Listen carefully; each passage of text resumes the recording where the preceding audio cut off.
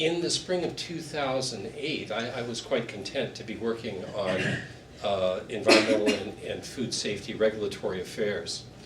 And then my brother-in-law, who farms near Cedar Rapids, was asking me, so what the hell's going on in the grain elevators? They won't forward contract with me anymore, and the rural banks won't loan money to the elevators. So they're not able to spread their risks in the commodity futures market. One of the things that's really strange is that despite their name, right, commodity exchanges, exchanges trade over-the-counter contracts in their off hours.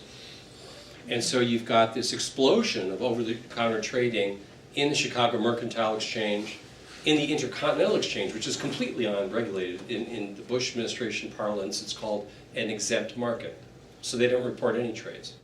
In July 2010, the U.S. Reserve Federal Bank of New York asked their staff to try to describe the shadow banking system.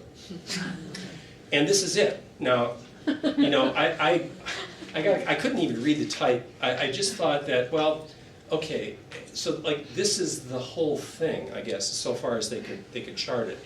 And to me, it just signals kind of the enormity of the task that the regulators have before them when you have a whole kind of parallel banking system that's trading dark and about which the regulators have very little trade data relative to what they have for the regulated exchanges. You have, first, an excessive import dependence, right?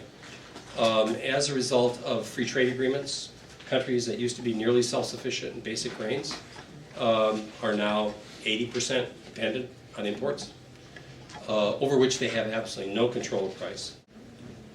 I think that if these legacy limits survive Supreme Court challenge, that their ineffectiveness will become evident very soon, and that there will be, you know, new limits set within a year that will be more effective. I mean, this is a trial and error thing, and it's gonna change according to deliverable supply.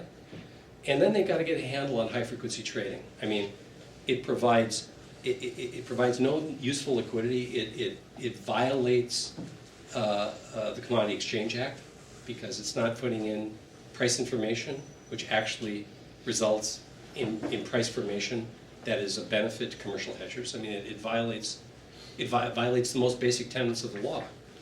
And I don't know, Security Exchange Act, the only instrument in which high frequency trading may have a role, and I defer to people who really know this, might be interest rates, just because of the volume of interest rate trading, but no other asset requires it, none. And spoofing has to be outlawed, that's just outrageous.